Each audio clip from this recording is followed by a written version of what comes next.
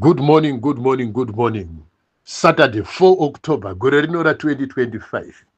Zvotakuita manje ndezvekuti takuda manje ma-first hand witness pamusoro peuyu muchinda uyo anonzi Temba Muliswa.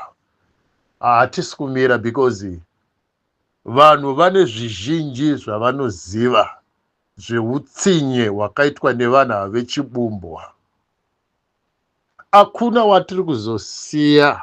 Ndakakuudzai kuti tinopenengura vese vana Geza, vana Chiwenga, vana Mnangagwa. And if you are not following the liberation struggle, ndokutosara kwacho uchiteerana nezvimachanere izvo zvemachukunda ana Saruwaka, uchiteerana nezvimachanere izvo zvana Nyoka Yemabhunu nanani, siyanai nazvo. Tsvagai zvokwadi nokuda kwekuti zvokwadi ndo inosunungura. Saka boom, ndakupinda. Famba dongi pasi panyoro. Famba dongi pasi panyoro. Ya, famba manere vadikanwe. Ini ndiri umwe munhu akamboshandirawo Temba Muliswa.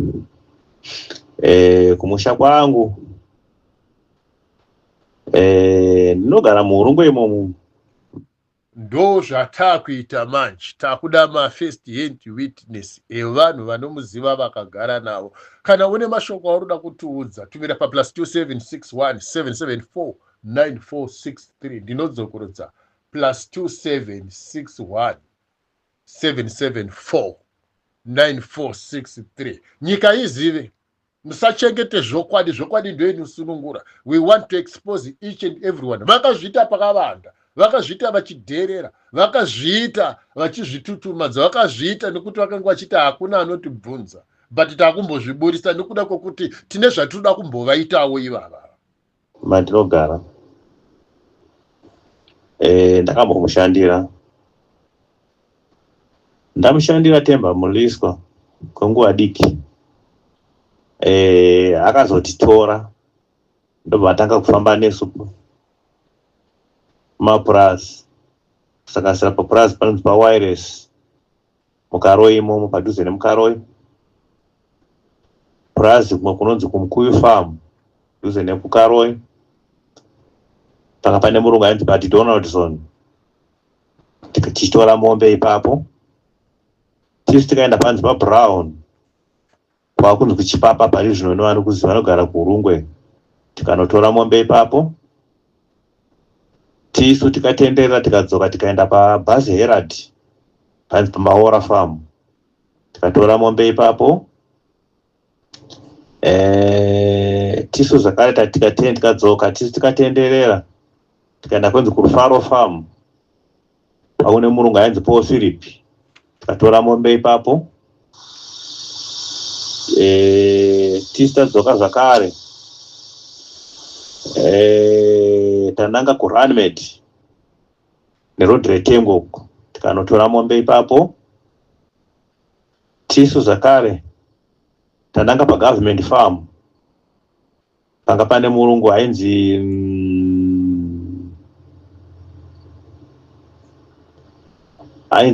Pain. Tikanotora mombe ipapo. Mombe dzaidzitora chichidzunganidza paSpring Farm. Pano ndo pakatanga kutora iye. Tanga takawanda, tiri varume vanga vakawanda. Mazuva iwayo ndanga ndichiri mudiki. Ndandiri ma 30 something years because I am now 52 years. Takaungadza mombe. Mapurazi acho anenge mapedzi. Akawandisa mapurazi acho. Akawanda kusvika kwenzi kwana Kensei Woodhuku. Ya, tichenderera nemberi yenhau yeminda iyi nekutorwa kwemombe nana Temba Muliswa. Zvinoratidza pachena kuti zvinhu izvi zvanga zvine ruoko rwaMnangagwa mukati. So toda kuti tizobvunza futi kune vakange vari pabasa rekutinha mombe idzodzo kuti idzi hadzisi here dzimwe dzemombe dzakazoendeswa kuZambia nekuMalawi. Hapasiripo here pane matange emombe dzimwe dzakazotakurwa dzichiendeswa kuZambia nekuMalawi, uye kune avo vakange varipo toda kuti mutiudze kuti imombe ngani dzakatakurwa nematraki dzakaendeswa kuZambia nekuMalawi nokuda kwokuti vana Mnangagwa vane chekuita nenhau yemombe idzi, nokuti Themba Mliswa is a direct relative yaMugabe, is a direct relative yana Mnangagwa. Saka panapa hatina watiri kunzvenga, hatina chokwadi chatiri kuda kuti chisabude. Musavhunduke, tumirei mashoko enyu pa +27617749463. Yakwana nguva yekuti tizive kuti chii chakaitwa nemabombwa tichabata kusvikira kumabhengi, kureserve bank. Hapana watiri kusiya, hatina watiri kunzvenga, tichafukunura everything ndonguva yacho. Takakuenda tikanotora ikoko mwenzi kwanaka mupupuko, tikanotora mombe ikoko. Themba Mliswa kanga related kuna Mugabe, nokuti prazi inonzi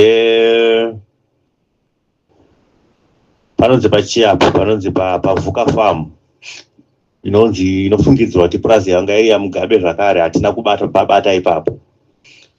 Kozoita imwe prazi munonzi kuMashlands, prazi yakanaka chaizvo kuti otherwise kufura maprazi ese muKaroyi. Iyo prazi yaMugabe vanobati pasaboti nokuti ndo pamuzinda wematracks esaboti aya atinoziva tose. Hatina kupabata ipapo, asi pombe dzanga dziripo, so zvaitoonesa kuti vane kaukama karipo nana Mugabe vava nana bhuru wake Machawa iwaya. Taunganidza mombe kudaro, sezvo tanga tawira kuti tichanogovana mombe dziya semayouth. Ina angu asiri muyouth weZANU-PF, tangu mayouth chete. Of course vanga vari pamwe vaitsigira ZANU-PF, ina navhera mbofara ZANU-PF, vanichingokura. Navhera mboda ZANU-PF zvachose. Ndaitotsigira hangu UNC yekwaMuzorewa, ndikazotsigira hangu ndikapinda kuMDC. Ameno feeling yangu pamusoro peZANU-PF, yangu unzwa pamusoro peZANU-PF. Zvadaro akatanga kujika Themba Mliswa, nokuti Themba Mliswa aita zvekarati. Vanomuziva vanovhumirana neni ipapo, anozviti akatrena uKorea. Tikati aiwa kaka, hatingajairwe kudaro. Ticharangarira kuti vamwe vacho vandandiri navo, umwe ainzi ana Mapurani, ainzi ana Mindson, umwe ainzi Gideon. Unfortunately vamwe vacho vachibanda kutaura pakafa. Nevamwe vechikadziwo vatanga tiri navo vaibva kwanaka Ndororo maruzevha uko pamurambiwa uko. Vamwe vacho vakazourawa naThemba Mliswa. Nokuda kwokutanga takudhimanda mombe dziye, takuisa pressure. Themba Mliswa connived with ma-CIO, ma-state agents. Vamwe vakaurawa, vachipomerwa mhosva dzekuti munotsigira MDC wati. Asi yanga isiri nyaya yeMDC, yanga iri nyaya yemombe idzodzo. Themba Mliswa akatuma ma-CIO achitevera vanhu vake vanga vakumushungudza nyaya dzemombe. Mombe dzakazo. Saka mubvunzo wangu manje ndewekuti zvasiyanei namudhara wedu Geza, nokuda kwekuti Geza akatorera hama dzake mombe musanyato. Iye ari kuti Geza revolution. Tiri kubvunza kuti zvasiyanei namudhara Geza, pakuti mudhara wedu uyu Geza watiri kuti Geza revolution, munhu aiti akada kusumudza musoro mudhara Geza uyu, vamunoona vamuri kuti Geza uyu aingokuacuza kuti uri munhu weMDC, wotorohwa, mombe dzako dzoendera mahara. The same style yeZANU-PF. Kana nchibudzei kuti ZANU-PF is satanic as shit, imi muramba. Wakanzwa munhu wese ane chaari kuita politics in Zimbabwe asingati pasi neZANU-PF, don't ever entertain. Kune mumwe akazonditi mukoma Jeff Judah usana mamadi kungoti tingotsigira Chiwenga. Ndikati unoziva here kuti Chiwenga iZANU-PF? Zvikanzi handizizive. Ndikati saka unoziva kuti kudii? Zvikati ungonzwa kuti gudogoro. Ndikati iwe muka iwe. Chiwenga kandiye ZANU-PF wacho. Are you confused? Zvikanzi hapana zvandoziva. Ndikati tanga wabvunza kune vanoziva.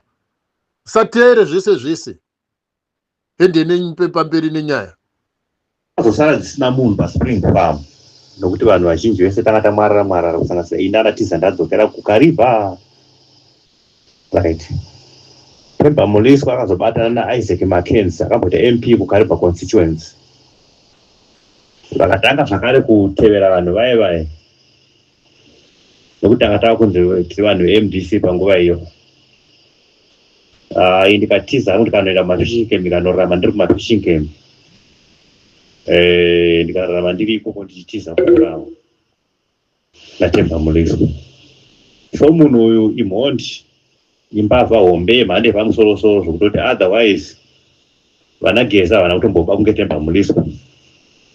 Pamwe vana Mnangagwa vacho havana kutosvika futi pana Themba Muliswa.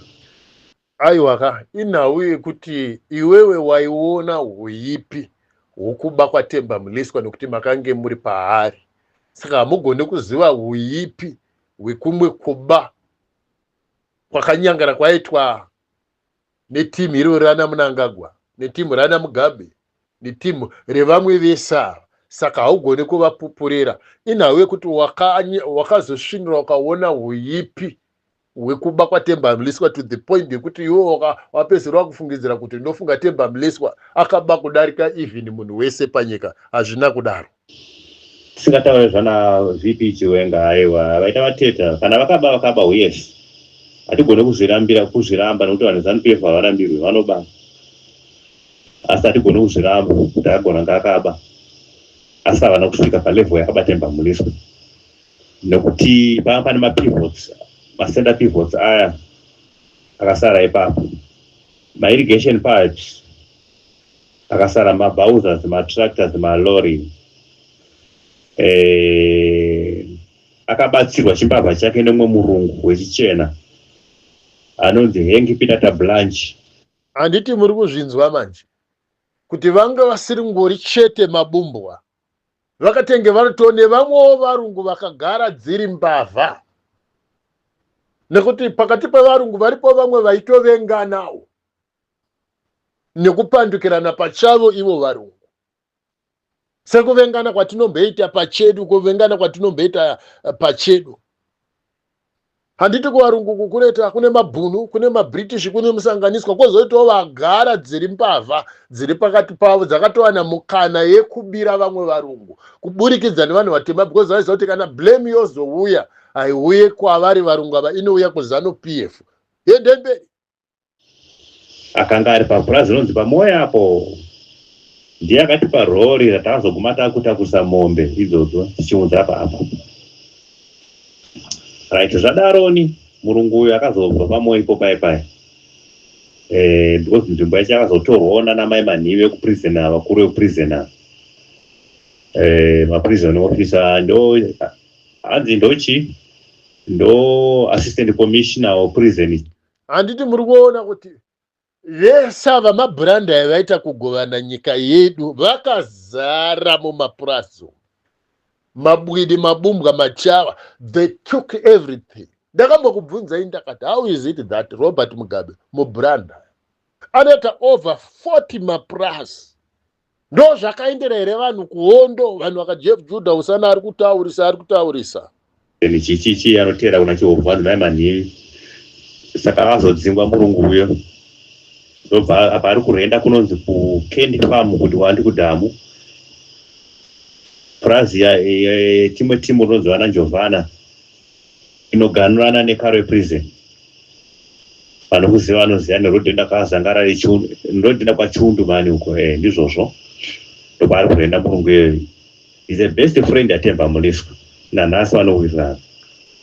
+27617749463 tibate ipapo. Toda kuti nyika izive kuti chii chinoitwa nemabumbwa, chii chinoitwa nevanhu veZANU-PF. If you are not following the liberation struggle, uchapedza nguva uri ikoko kuzvinyoka zvemabhuni ikoko.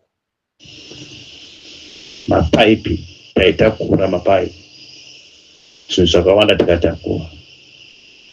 So it's like mamiriro ezvinhu ndeyekuti